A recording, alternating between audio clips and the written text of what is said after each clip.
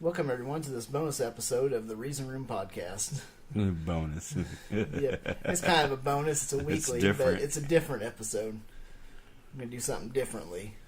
I'm your host, John, and with me as always is Mark. Yes, hi everybody. This episode, of course, is going to be a little bit different. Yeah, we're going to try to keep it clean. Yeah, we're going to keep it as clean as we can. We're usually I'm very filthy mouthed. I cuss a lot, but I'm going to try to be a good kid today. No, I'm going to try to. I don't. Well, it's the subject we're talking about makes me mad enough to cuss and spit, but yeah, I'll try not to. Yeah, we're actually going to talk about something that I've been struggling with is weight loss. Oh, I have my whole life since I was 3 years old. I know I've struggled with it, and well, you come by it on us. You're my son. I've always had a weight problem, and my wife has had one. So your mom and dad both were always obese, and it hasn't gotten any better.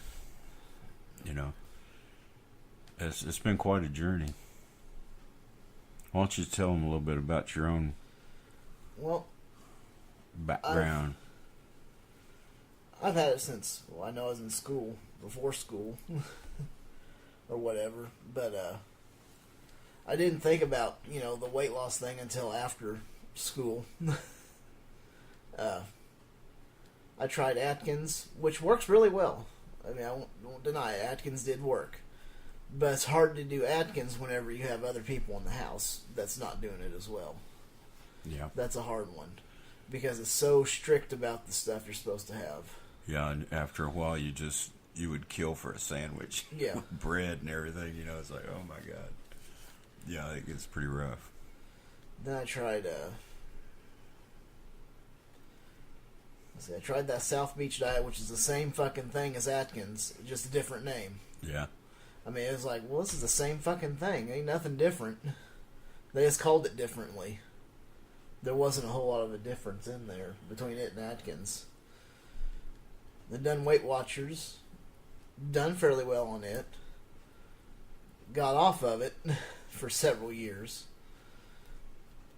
Joined again. Had got down 60 pounds. Then fell off of it. Now I'm back on it. I've lost some, but it's a hard go at it. Yeah. I think I like the Weight Watchers to a point. It's not counting calories necessarily. It's kind of the same but different. They just weight them different according to the sugar and fat and everything, and use their little point thing. But it's kind of cool. It's a well balanced diet. Yeah. So you're getting your vegetables and everything, or if you're not, it's your own fault. I mean, it's all in there. Oh yeah. Yeah, because the way they've got it structured, it's not too bad. Yeah, we're both doing it right now, and we're doing the online version. Yeah, doing the online. We've always did the meeting version in the past. Yeah. Where we'd go in person every week and weigh. Oh, yeah. We got some nice little scale here. My idea was after we got so far, once I lose enough weight, then I'll probably start going to meetings again. Maybe. Yeah. I'm not sure how that'll go. See how this goes first. Yet. Yeah. It's like my history's a little longer. I was overweight, and a freshman in high school, broke my leg. And they decided I was way overweight. So in the hospital, they put me on a 1,000-calorie diet, and that's ignorant. Then they tried to keep me on a 1,000-calorie diet. It didn't work. Then they said, well, there's not enough calories. You need 1,600 calories a day. Didn't work. Then the folks decided we'd do Atkins. This was back 1972. And the first Atkins was fat-free, high-protein. So it was basically boiled eggs and roasted chicken. That Mom would roast like 4 chickens at a time, pick it all off, and put it in these little containers, and you would get that in a boiled egg. Jeez. Or a hamburger patty, but they frowned on that because it had too much fat on it. I lost a ton of weight, and I kind of kept it off in reason throughout high school and college, and then after I graduated college and got married, I started lightening up, and then I gained this weight, and it's been on ever since. I started smoking when I was 12. It didn't help with, there at first it seemed like, it keeps the weight off. But, once I got old enough, we got married, it didn't matter anymore. then I had two addictions: food and cigarettes. It was like, my God, I can't get one without the other. I tried to quit smoking, and I gained like 40 pounds, and so I went back to smoking, and I tried, of course, all these 1,000 calories, 1,600, 1,800 calorie diets, and the Atkins with the no fat, the very first Atkins.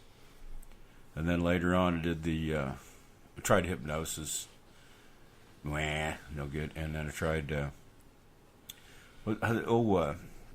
think of his name now, but he had Deal-A-Meal, which was, it was kind of like the 1,000 calorie, 1,600 calorie diet. You had so many dairy carbs a day, and so many protein carbs a day, and so many vegetable carbs a day. And once you run out of carbs for the day, you were done eating. You know, it worked for a while, but I got tired of that one. It didn't last long. And then I tried the new Atkins 2 or 3 times. But like I say, after I'm in it for a couple of months, I'll lose the initial 20 to 40 pounds. And then I would kill for a sandwich. I just love sandwiches, the bread, and it just breaks me down. Yeah. And then I did Weight Watchers. I lost 125 pounds the first time in Weight Watchers. Took me about 2 years, but I got it off. And then I noticed something happened. I started working out a lot, like an hour and a half a day, 5 days to 6 days a week. And I couldn't lose any more weight. And I would cut back on my calories, their points per day. I was doing like 2/3 to maybe a half to 2/3 what I was supposed to be doing. I couldn't drop a pound. I gained. I just blew it. My mind just went numb. That was it. And I started gaining weight. I went every week, weighed, and I gained weight every week. I just started lying to myself and didn't record my points right and everything else. In my mind, it's an addiction, and your mind will work at you any way it can to get you back into the old habits. Mm-hmm. And it doesn't matter what you've tried or done. And if you can't defeat that or hold against it, you're never going to win. Remember that Biggest Loser show? How many of them after the show? Yeah. They didn't treat their addiction. They'd make them break down all emotional on the show. Say it's your emotions. You're emotionally it's an addiction. Yep. In my mind, I can't prove it, but I think science is more on my side that the brain's want for endorphins and dopamine is such that it will give you a bad mood and tell you, well, if you eat food, it'll make this mood better. Yeah. So the mood is actually caused from the addiction more than anything. It's like a heroin addict. Once they start coming down, they get moody and cross and hateful and all. Us food addicts are pretty much the same. It's not much difference. Yeah. So we don't use a needle; we just eat it. So they just don't. They don't treat the addiction. They treat the weight loss. The weight by making them exercise 24/7. It seems like. Well, they did on that show. And they kept them as stricter. I mean, they made them sick. They have 16 weeks, and they was losing a fantastic amount of weight. Oh yeah. But not very many retained that. No, I think the guy that won that first time, he gained all of it plus some back. Yeah, that's like I've quit smoking now 10 years, and from my past, I quit a couple times before. If I go back, I will smoke as much, if not more, per day. It's just almost the day I start back in, because those receptors are still made in your brain. Yeah. You may not be using them, but they're there, and if you highlight them, they want it. I mean, they're in it to win it. So, yes, sir. This has been quite a journey. Now, you skinny people, so you're just stupid and lazy. Fuck them. I'm sorry, I wasn't going to cuss. I'm sorry. We'll bleep it out or something, whatever. I'm so mad at people that are skinny and never had the problem. They deny that you have the problem. You're just lazy and ignorant. I know more about nutrition than most of these little skinny runts do. They eat wrong. They're eating as bad as any fat person most of the time, because they're eating all the sugars and everything, and their health is no better. It's just they don't look as like it is. They look at a fat person, they automatically, well, he's diabetic, he's lazy, ignorant, and he's not doing that. And themselves are eating the same way, but their metabolism's different. They're handling it different. They got the same health problems. You see skinny people have heart attacks too. Oh, yeah. Just maybe not as much. We fat people have a lot more diabetes and the like. Well, I don't know if it's a lot more, but we have quite a bit more. Yeah. I know quite a few skinny people that's got it. Oh, yeah. I know quite a few of them that do. So quit irritating us. You haven't experienced it. How can you make these comments? And I hear them all the time from people that have never had a weight problem. Yeah, They don't no, believe there's such a no. thing. You chose to be fat, so in their mind. That it was your choice, you did it on purpose, and you're just stupid and don't know what you did. It's just stupid. You just need to get up from the table and leave. And Well, it's if it not was that- that simple, I never got up one day in my life and said, I'm going to eat enough today to get fat. Never in my life did I ever want to do Nope. that. It's so subtle the way it comes on, and it's so hard to buck. Yeah, it is. Why do you think everybody can lose weight and then they go right back at it? I mean, it's an addiction. It is. And not even the AMA, just part of them. I'll get a doctor in the office say, hey, help me with this. They'll say, well, you know, it's an addiction, but they don't do anything. They say, Nope. well, it's just reduce your intake and increase your output. 3,500 calories, almost in a pound of fat. Reduce your input and increase your output by that much, and you should lose a pound. It's not that simple. No, it's not that I simple. wish it was. If it was, I'd never be fat, ever. But it doesn't work that way. No, it doesn't. Your brain puts a mental game on you like no other. The obsessions, the compulsions. Yeah. There's a lot of eating disorders, and mine, I love to binge. Bag of chips, I can tear a bag of chips up in no time. I mean, everybody, a lot of folks have the same problem. They know what I'm talking about. And they know that when you try to push it away, what happens. You know, we try to clean the house Yeah. out so there's nothing in it. Well, here lately, it's 4th of July and all.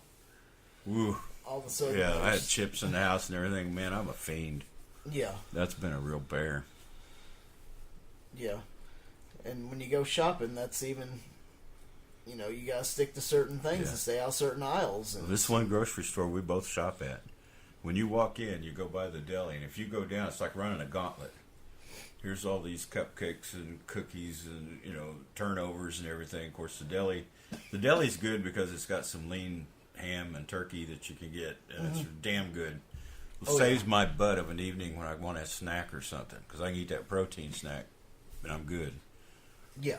But if you go there, you got to run this gauntlet, all this other crap, fried chicken to every bread and bagel and everything you can think of.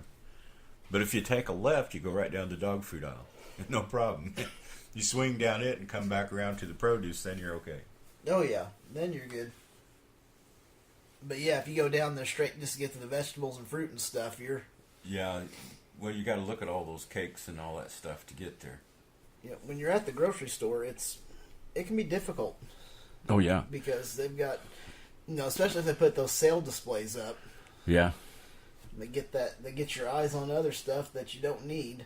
I have a problem around they'll have a display with special cheeses and dried salamis and things, and I love all that crap. Oh yeah. I'm a fiend for a little wine and some cheese and some, not just salami lunch meat like Oscar Mayer out of the shelf. I like that dried, Yeah. either airport or made here or whatever. But I like that stuff. That's the old story. You don't go real hungry to the grocery store, but you got to be a little bit, or you don't buy anything. It's a trick. But if you go starving, oh man, that cart will have stuff in it it should never have seen. It's bad news. Yeah, it is. It can be real bad news real fast. Real quick. I laugh about it. It's sad, but your brain is constantly fighting for those endorphins. It wants that rush. Well, the opioids is what it is. Your own mind's putting out. And it's looking for a shot of that all the time. And man, it's so subtle the way it rakes you in. Like at night after dinner, be sitting there and I'll be eating. I'm full. Yep. But don't you want to get up and get a stack of crackers or even crackers? Whatever. Anything bad, it wants you to go get them. Yep. If it gets bad enough, I'll go ahead and get some of those little mini carrots, a little cup of them, start crunching on them. That satisfies it. Gives your mouth something to do, I guess. Yeah. I try to find, for me at night, something that keeps me occupied. Yeah, that's what the little carrots do for me. It takes a while to chew them. It keeps me occupied for a while, and then that urge is gone. Yeah. If you hold out long enough. I always heard that too. If you get those urges, you're not hungry because you've eaten. If you can make it 10 to 15 minutes, it'll go away. But boy, that's murder. Yeah. You're just I found myself already in the kitchen